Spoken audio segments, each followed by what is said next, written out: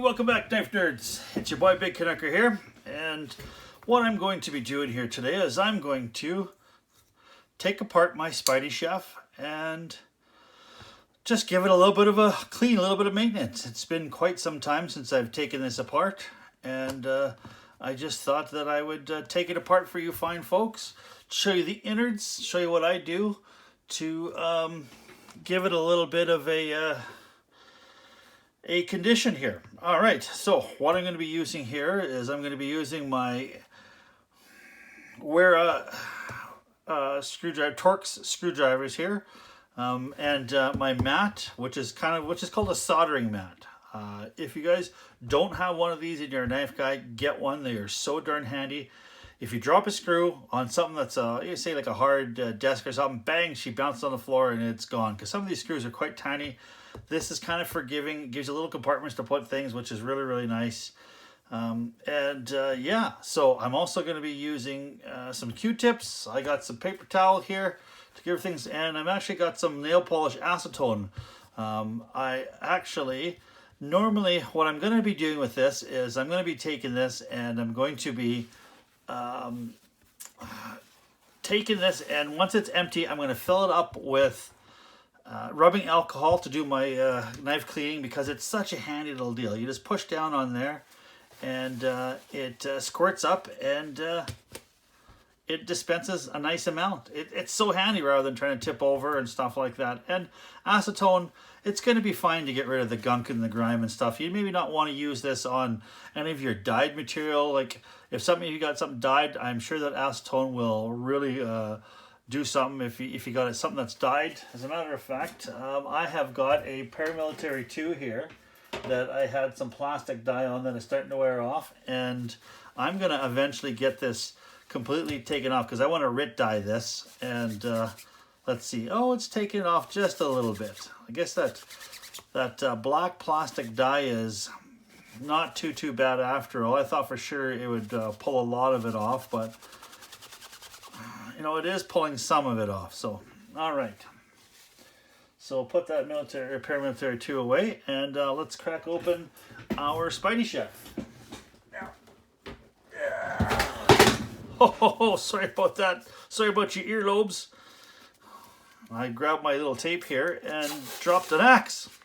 Okay, so you want to tape up the blade here, just so you don't cut yourself, because this Spydiechef is damn sharp. And lots of times I will not tape up the blade, but in this case I will, because we're doing it, because I just finished doing a video here not too long ago and I cut the tip of my finger and it was a real pain in the butt. So all right, let's get this taken care of now here. So your pivot is going to be the 8mm, and there's a pivot on both sides here, and I do believe that the Spydiechef is a D-lock, so it will have a flat spot in the pivot, so your pivot's not going to spin freely. And of course you can see there's some gunk on here. Now what I end up doing all the time is I always like putting my screw on the screwdriver and give it a little bit of a soak here, and then I give it a spin inside some paper towel here, and you can see that it pulls off any of the grime and the grit and the old thread locker, because I like to use a blue thread locker. Now if you've got something that's older and you're taking it apart for the first time, yeah, you can see those threads are all nice. So face down. I also do as well, if I have your show side and your lock side, I like taking the screws that are on the show side and putting them there, and if they're on that side, I put them there. I always do that. I don't know if it makes a huge difference, but sometimes the screws are a little different on each side. Sometimes you've got screws that are a male on one side and a female on the other, and if you do something consistently all the time, and you'll always know where things go. All right, so pop that pivot on that side, and let's put that down because I'm going to get that in a second. So let's go with the rest of the screws on the show side. There we go. There is another one. And, oh, as I was saying, if you've got an older Spyderco and you're taking it apart, chances are you'll probably have a red thread locker on there instead of the blue. And the red thread locker, my goodness, it is really quite a pain to crack off and to crack your screws. So you'll want to do a little bit of heat.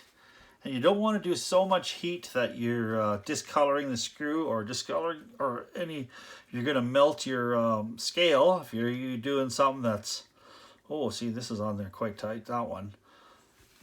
But you'll want to do maybe a hair dryer or a little bit of a heat gun.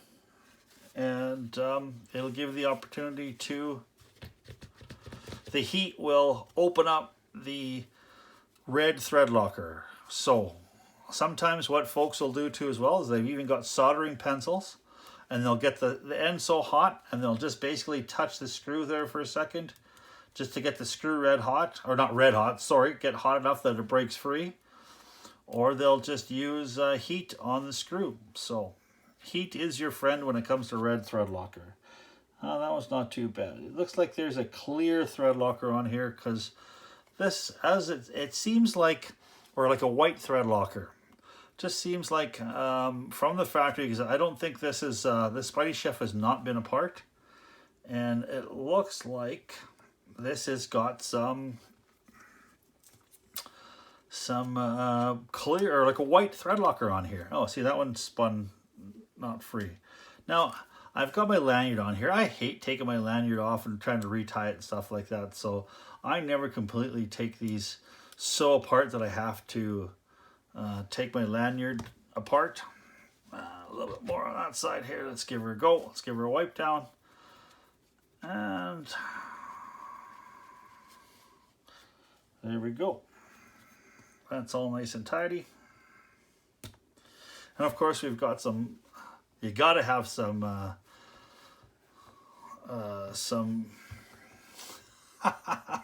Q-tips, that's what it is, to get inside your pivot holes and stuff like that. So let's just see now.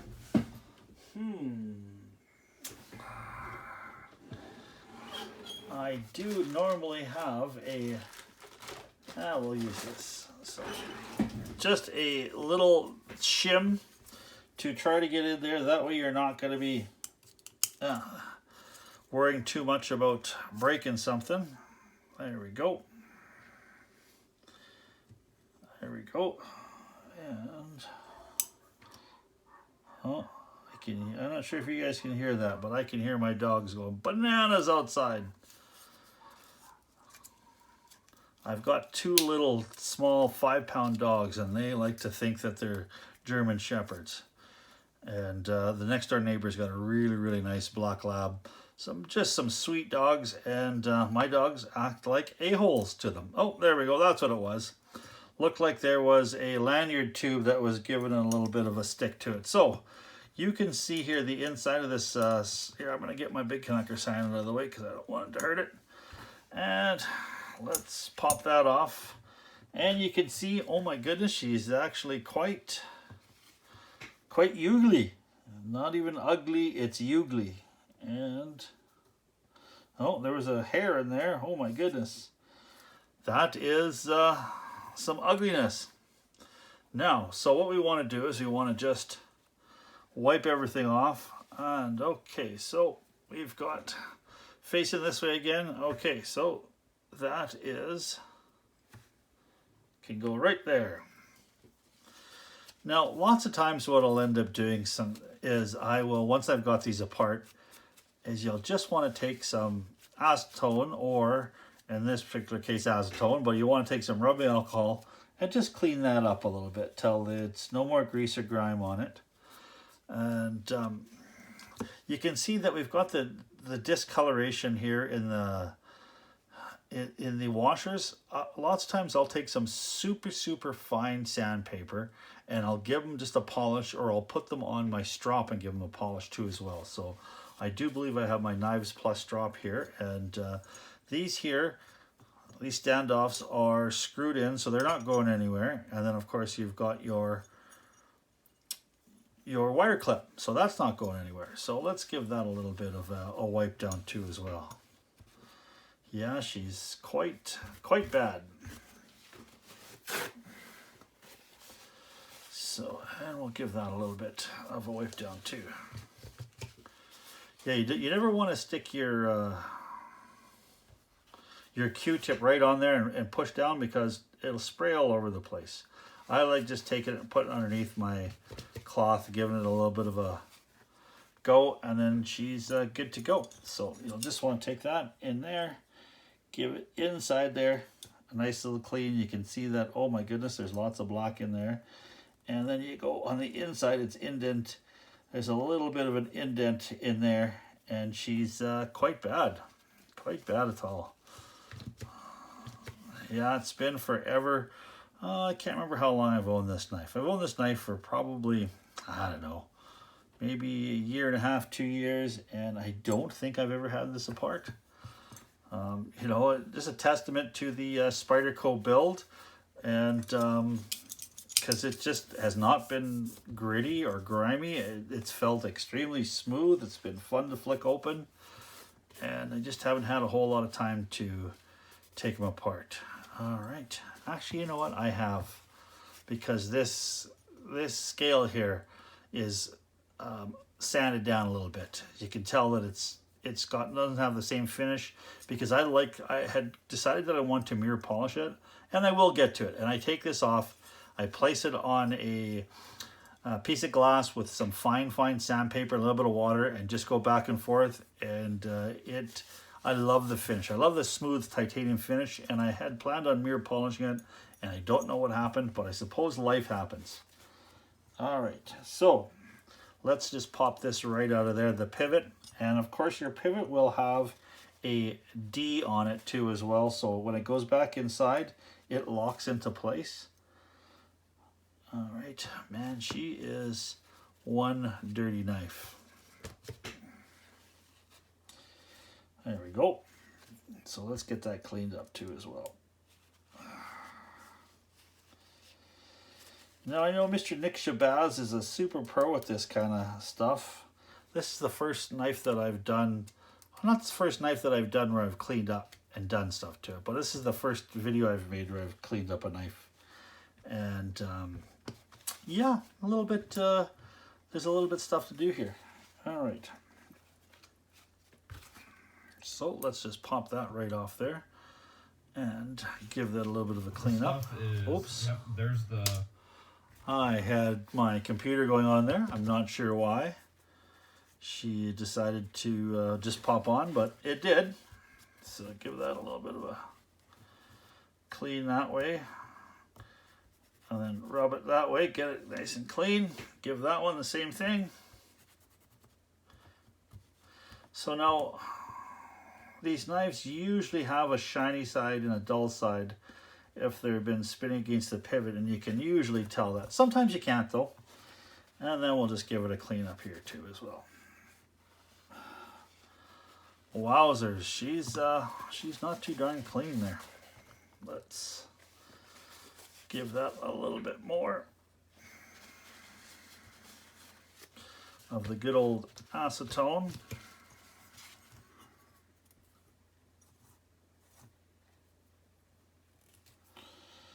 Yes, clean inside there.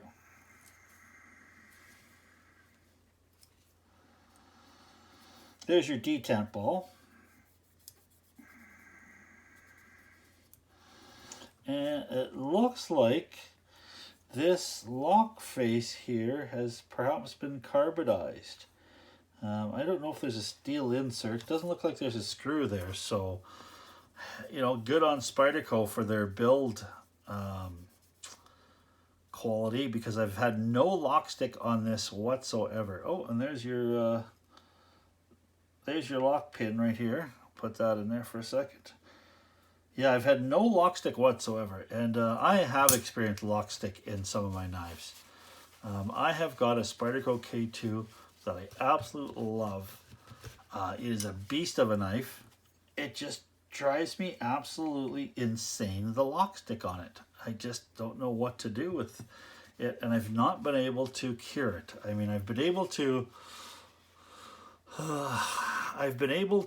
stop it for a day or so, but I've had no long-term fixes. And I've tried, you know, the marker, I've tried graphite, I've tried pencil, I've tried a couple of different sprays. Nick Shabazz had a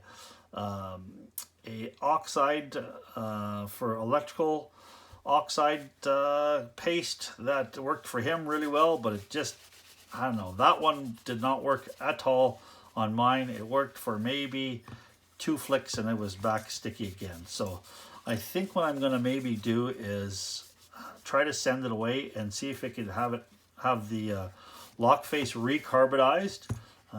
There's not too many guys that I know here. If you happen to know of a knife customizer that you guys trust, leave me his name in the bottom of the the YouTube here, and let me know so I can maybe get a hold of him and ask him if he's willing to recarbonize my lock face, because I would love to carry my K2 way more. All right, so everything is all cleaned up. Now what we want to do is we want to give our washers a little bit of a polish.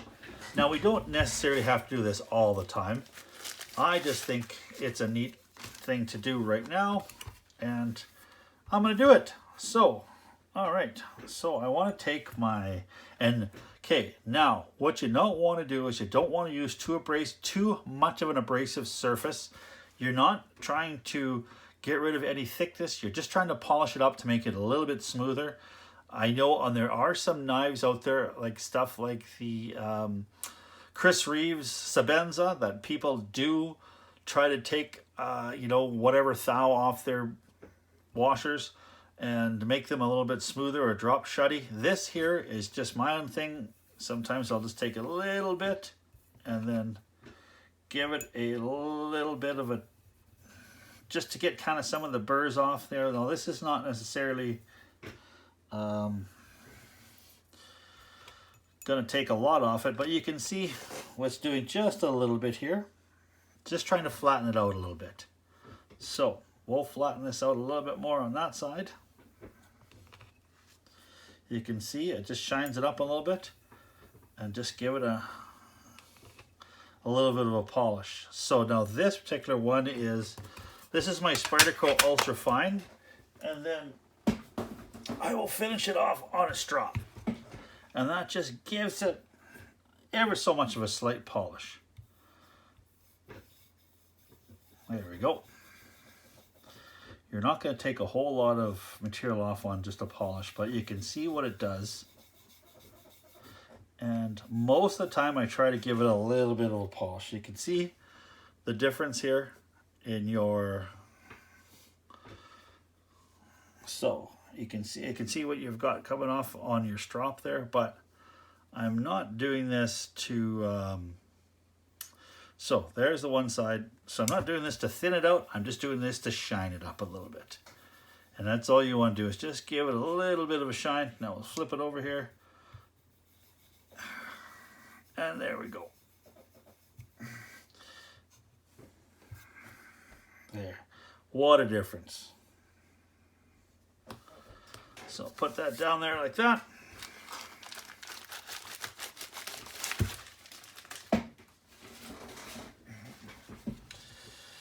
All right, a little bit more paper towel here.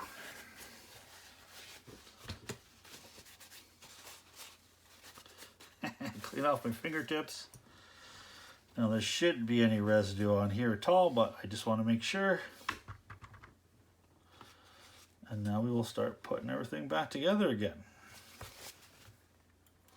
And of course I'm going to go with a nano oil. It's number 10 nano oil, which is, I mean, you've got all sorts of stuff you can use. Tri-flow lubricant, we've been through that whole lubricant thing, but with this particular one, it seems to really like this Tri-flow nano oil, and that's what I'm going to use. So we also want to make sure we've got our thread locker. Now I work for a company called Worth Canada, and of course you've got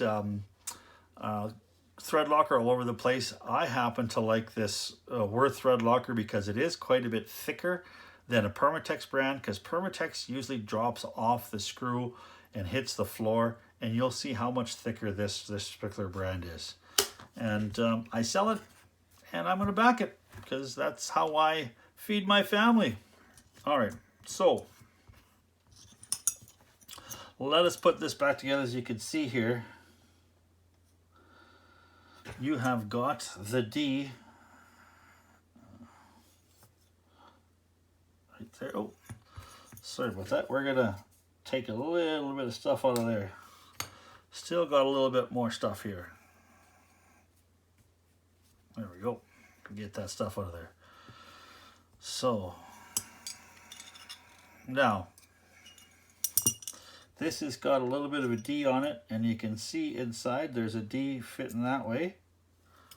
So it's on there. Okay, so let's put that down, and let's put a tiny bit of oil on here. Just a drop, a little drop will do ya.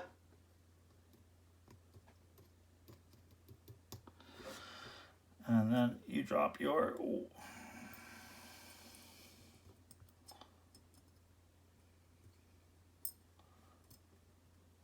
and then another little drop. That's why this nano oil seems to go so long, is because you don't have to use a whole lot of it. Okay, so there's your how that'll lock in there. But before we do that, let's put in our stop pin.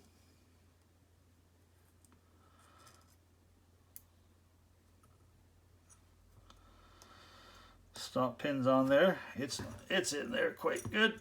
All right, so, and now let's also put in our tube. There we go. Now let us deal with our there we go. So now you'll just basically want to do it some more. You'll want to put another little tiny drop here. And now you'll want to put our other, right, just like that. And then you'll want to put some more lube on there.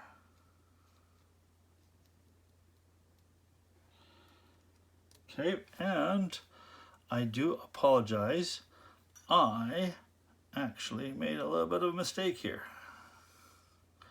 I might have to re-lube that, but we forgot to lube the detent path. So your detent path is going to run across your detent ball. And let's put that back on there again. There we go. Sometimes I'll even put just a smidge right on the detent ball too as well. Okay, so now what we'll want to do is we'll want to close this up. And it's a little bit more of a pain because I've got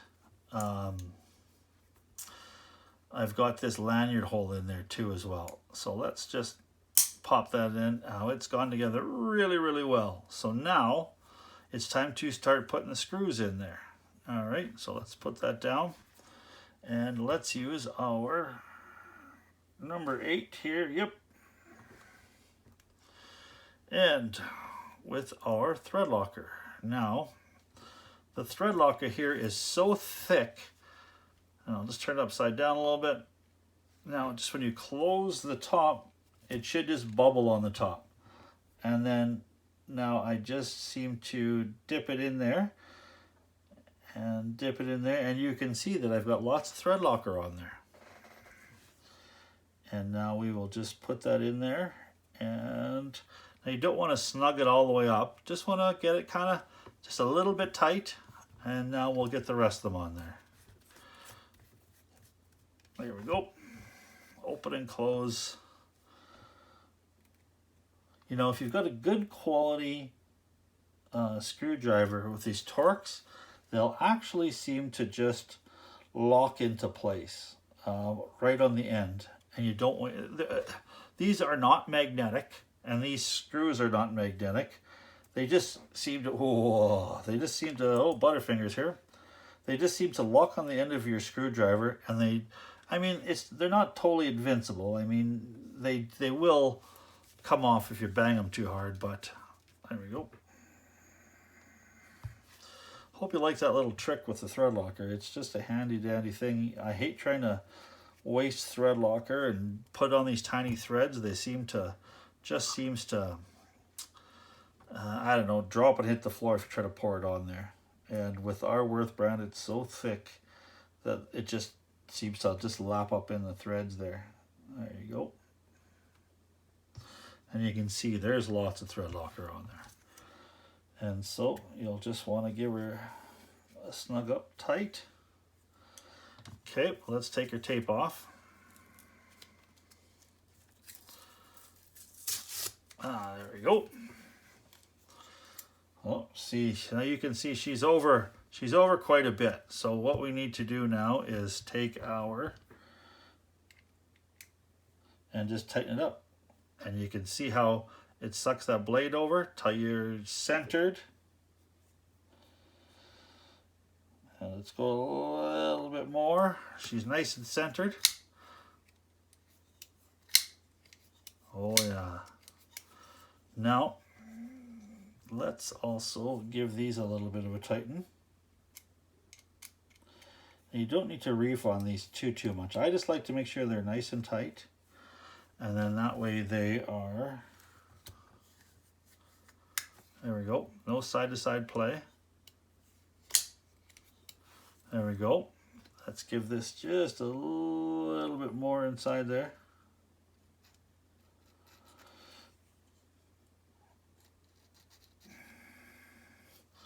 Seems a little dry. Oh.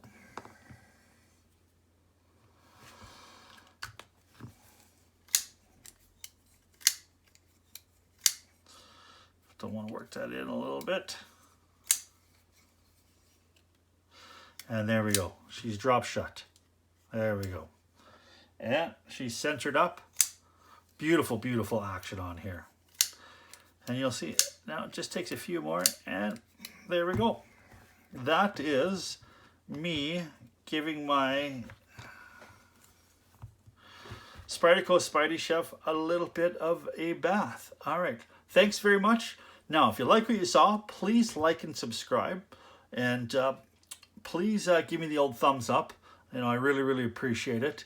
And also, please stay safe. You know, we've got a lot of stuff happening out there. Listen to the experts. Keep the shiny side up.